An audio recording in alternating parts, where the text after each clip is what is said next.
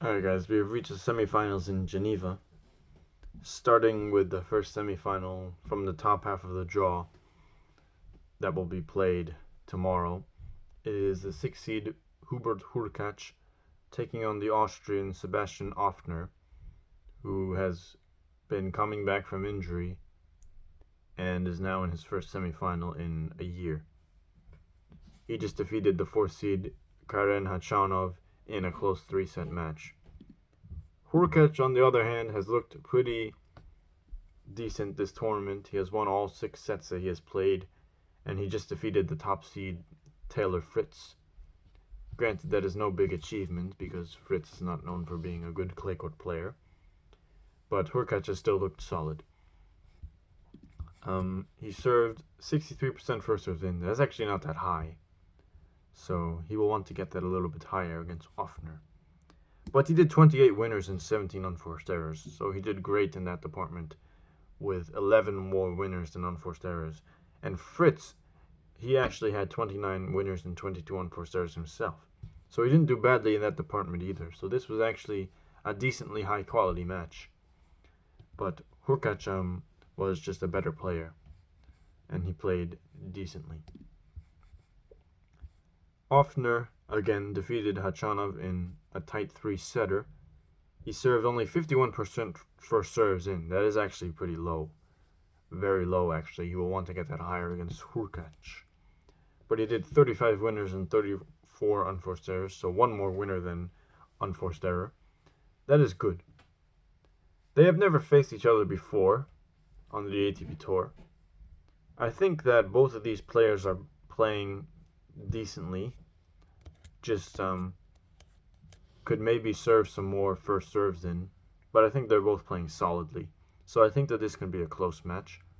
But I would just give him a slight edge to Hurkacz. Just has some more experience and has not dropped a set.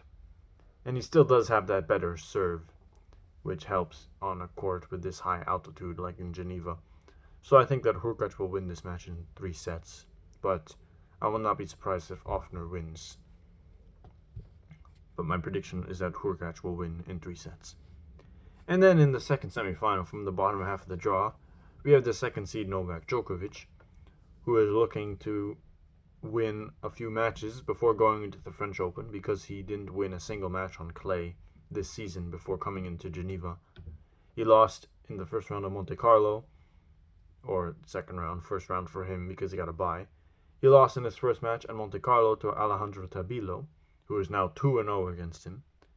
And he lost in his first match at Madrid to Matteo Arnaldi, whom he actually just got revenge on today in this tournament. Somewhat similar conditions and a somewhat similar score, but it was the opposite result. So Djokovic defeating Arnaldi in straight sets and getting some revenge for that Madrid defeat there. Djokovic has looked decent in this tournament. Some more promising signs for him heading into the French Open, but he will certainly not be the favorite to win, but he will be one of the favorites, given that you can never count Djokovic out, given that he is the greatest player of all time and he has won 24 Grand Slam titles, including 3 at the French Open. And that is, of course, more than any of the other players at the French Open have won it. So you can never completely count him out. So he will still be one of the top favorites, but he will not be the top favorite, of course. That will be Alcaraz. And he is taking on the Brit Cameron Norrie, who was actually a qualifier here. So he has now won 5 matches at this tournament. He just defeated Alexei Popyrin. He served 67% first serves in. That is pretty good. And he hit 15 winners and 10 unforced errors. So he did 5 more winners than unforced errors. So this was a pretty good performance from Norrie. He is peaking in this tournament, in my opinion. Djokovic, on the other hand, he is not quite peaking, but he is serving well. He served 68% first serves in against Arnaldi, but he did 16 winners and 23 unforced errors. So he did 7 more unforced errors than winners. So that is not that good from Djokovic. So he is solid, but he is not quite at his peak in this tournament yet. Although he was at his peak, or closer to his peak, against Fucsovics in the previous match. This match he was a bit more mid. He was missing some more shots.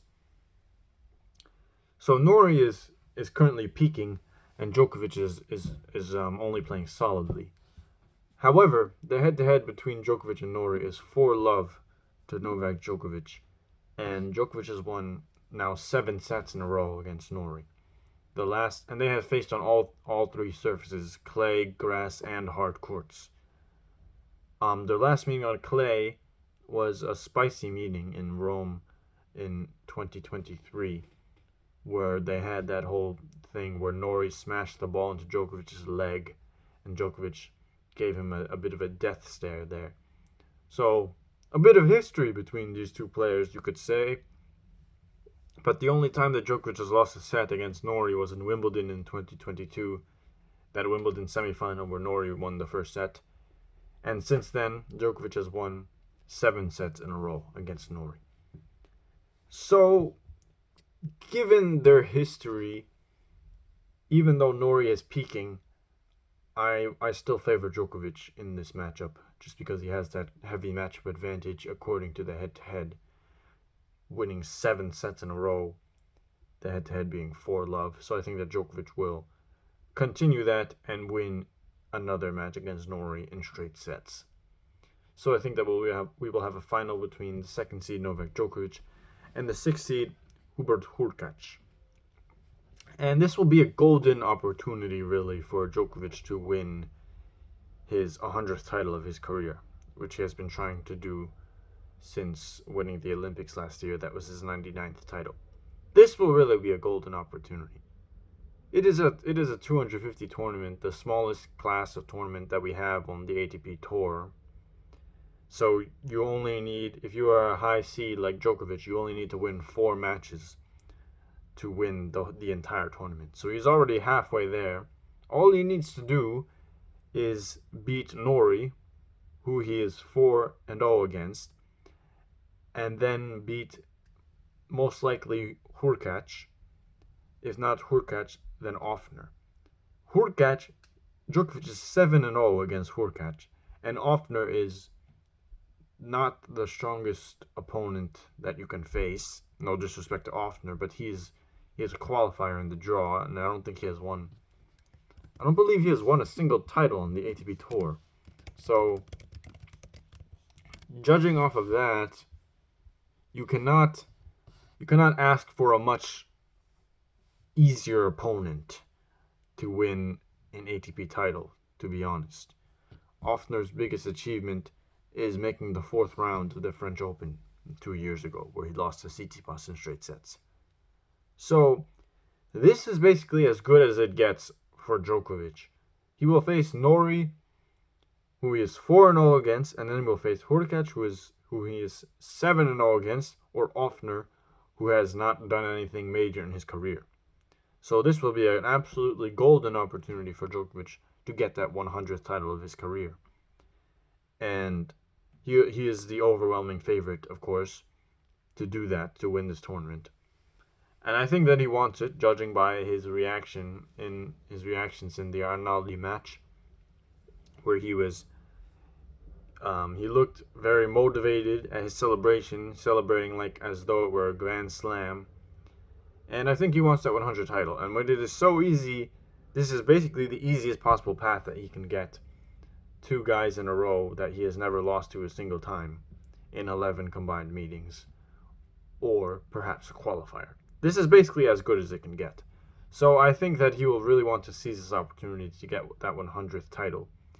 And then he will be going into Roland Garros with some confidence, even though he will, again, not be the top favorite.